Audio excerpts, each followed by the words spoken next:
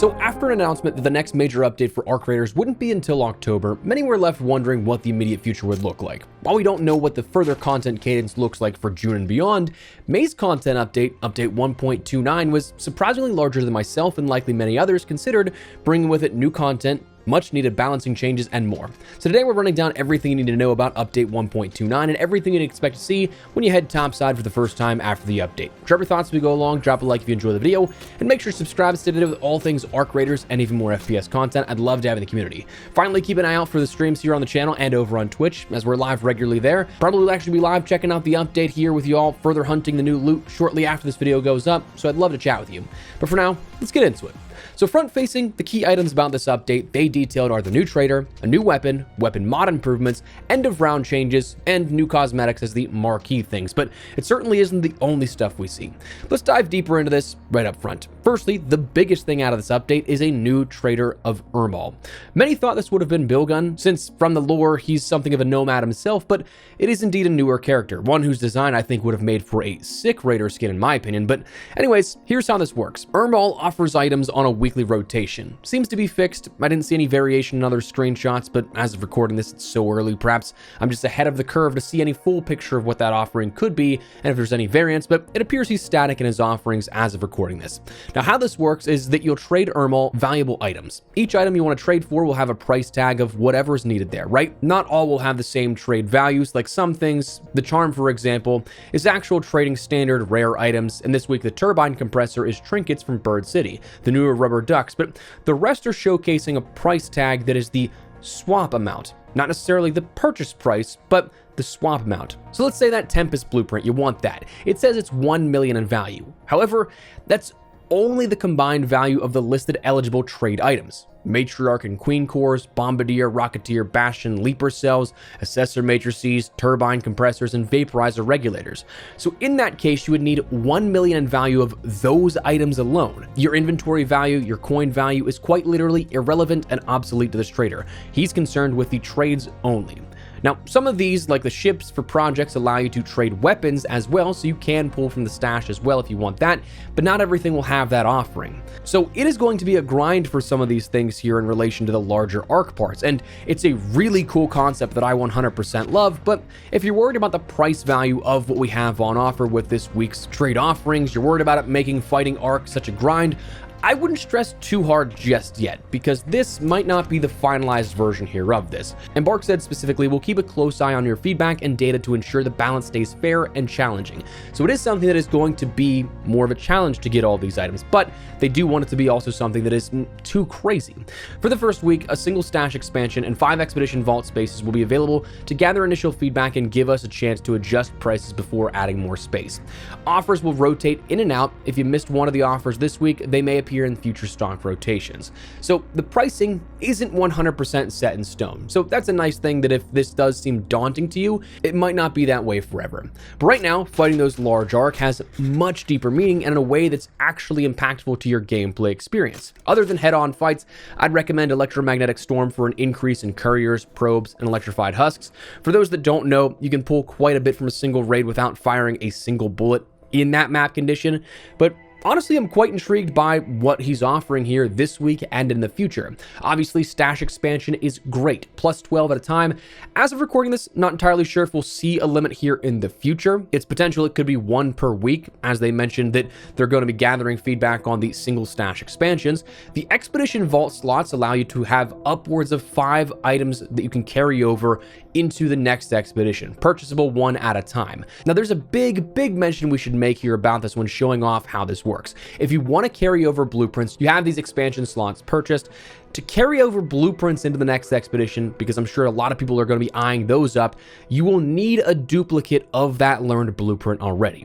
So let's say you want to take your survivor augment. You'll need to have one that you've already learned and you have available to craft right now, but you'll also need one for the other side of the expedition. You need to contribute the actual item of the blueprint. It's not just a, hey, what would you like to keep while you reset everything else? It's not like one of those check-marked items where you can keep specific things. You actually need the item to transfer over. That makes a big difference. Right now, with enough time, you can work towards that with relative ease, but definitely something to know now rather than like a few days before the reset.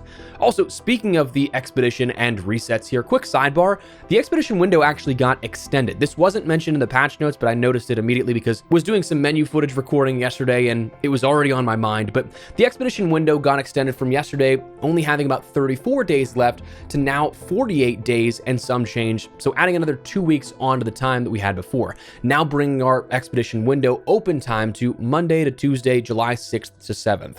Now, not sure if that's something to read into for the next content update and the cadence we can kind of expect here, but something to note either way about the expedition since we're talking about the vault. Now, beyond that, you have utility items you can end up getting, blueprints, this week, of course, being the Tempest.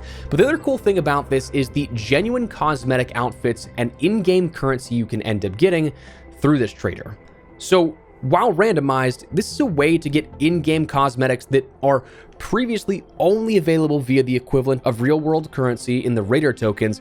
You can do that without spending a single dime now at this point, which is definitely cool. Now, of course, as of recording this, have not done so just yet, whether it's the full bundle. It seems like it's only going to be the outfit, so if there's anything like face paint or backpacks associated with whatever's up on deck for that week, you won't get that stuff, it seems like. But the outfit itself, the thing that probably a lot of people care about the most, that's available for just simply grinding out the game, which is really cool. And of course, in-game currency. Not entirely sure how much you get just yet to see if it's worth the grind for 150,000 worth of the comparable value, but definitely nice to end up actually being able to earn currency as well. Ultimately, I think this is a great addition when it comes to the end game level stuff, a grind for sure, but worthwhile items. And honestly, the inclusion of actual in-game cosmetics you can work towards now for the playtime rather than just cash is a crazy nice addition I didn't think we'd ever see. But okay, that's a lot of time spent on the trader. Don't mean to go too far into that, but it is definitely a nice and major addition to the game here at this. Additionally though, we saw the Rascal introduced with this update, a lightweight, compact, and easy to carry launcher. This rare designated special weapon is the little brother to the Hallcracker, which is something that I definitely think is long overdue in the classification of launchers. I know it's not necessarily something that maybe everybody will use as opposed to like a heavy weapon, a new SMG, or a medium weapon like a rifle, a Tempest comparison, but it is something that for the sheer classification balancing, launchers have been severely underrepresented for, well, since the game launched. Ignoring the fact that we only had one launcher, that unlock criteria for that one launcher was closed off to so many players. The Hallcracker was a quest-specific item, about 40-some quests off the top of my head before you ended up getting it. So a lot of players didn't do that many quests or do the quests at all, especially if they'd done the expedition and don't feel like doing them again. So the availability of using a launcher in-game was something that was kind of sectioned off to a lot of players as is, but now that this is introduced, it's kind of a common spawn. It seems like it found in security breaches, and there's also a blueprint that's available here for this, so you can end up getting the ability to craft this just by simply looting, rather than going out of your way and doing hours worth of quests at a time to end up getting a blueprint. Now, from community feedback, it appears this thing is a single-shot, lesser accurate version of the Hallcracker, where you're going to be reloading quite a bit because, again, single shot, but it's easier to craft at 2 advanced mechanical components, 3 heavy gun parts, and 5 canisters, and reduces reload time with each subsequent upgrade level. So I think this is going to be something that's still a little lesser used, but it's going to be something that is at least more accessible to players in the launcher category, which I think is nice. Now, next, with this update, we also saw the extended barrel expanded upon and adjusted fundamentally. So the extended barrel that we have right now is now going to be made as the extended barrel 3. This was an epic tier attachment that did not have anything up until that point. So this was something that you didn't have anything that was easier to find in terms of either a default crafting item or something you found more commonly. It was just something that was kind of tough to find. If you had that blueprint, it made it very much so worthwhile. However, now that this is designated the extended barrel 3, there's now a designation of 1 and 2 out in the world. Extended barrel 1 is craftable by default. There's a blueprint for the new Rascal which exists, and I'd imagine that the second of the 2 blueprints added today is for the extended barrel 2, but as of recording this, 6 a.m. whenever I'm doing this, can't say for certain if that's the case, but other than that, the Extended 3 changed its benefits and properties, where it previously gave 25% bullet velocity increases and decreased the vertical recoil control by 15%. Now it offers 30% bullet velocity, a 15% increased distance until damage fall off, and then that decrease in vertical recoil control. So adding a bit more to what's available on offer, adding some subsequent and lower tier items below that you can end up crafting and finding a little easier, but a change to that sort of economy of that attachment in general. The final bit of the front-facing content is just, well, Cosmetics, you have the Sandvale set, which is an outfit that comes with 3 different color options for a helmet, camera belt, field console, and gloves. The helmet is interesting, but the mask underneath is quite cool. You also have a red tribal face tattoo and a backpack that comes along with that. And then the sideburns facial hair was introduced, which is just as the name implies, sideburns of varying colors. But that's the front-facing stuff. Quantity-wise, it wasn't a whole ton. I think in terms of weight and how it interacts with the game, there were some major changes there with that. But that's still not it, because the content aside, gameplay changes I think is where we see a lot of really good changes on top of that. Firstly, weapon adjustments. The Patina got a buff where the base fire rate was increased from 235 to 250. So while a slight increase, it's definitely something that you'll probably notice if you do use the Patina quite a bit. So a buffed Patina with the Riventides update getting even better now. Love playing with this thing after the update, gonna love it even more.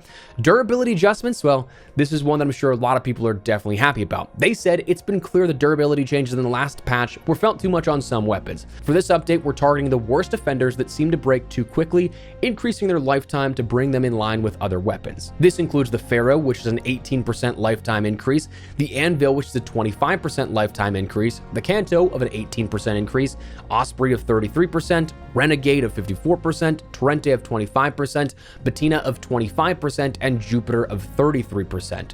So these, just even at their base, of course, the durability increase when increasing them from tiers 1 to 4 will also play a factor into that. That's a really good set of changes here, I think, compared to a lot of the ones that were hit as of the Riventides update. Nice to see them not necessarily fully walk back those changes, but make them more balanced, more fair, and in line with what player sentiment had been around that update. Of course, weapon mods, we saw the effects of the extended barrel changes and additions there, but weapon mods can now affect aim down sight transition speed for scope weapons as well. Augments saw a little bit of a buff. The main targets here at this were the Combat Mark III flanking and Tactical Mark III healing. The Tactical Mark III healing, the Cloud of Renewal effect on the Tactical Mark III, has been changed to an AoE effect, so surrounding players can also get that benefit as well. The Cloud of Renewal healing has been increased from 20 to 45, and the cooldown on that has been increased from 30 to 45 seconds, so offering a lot more in terms of the, well, as the name suggests, healing benefit compared to what it was beforehand.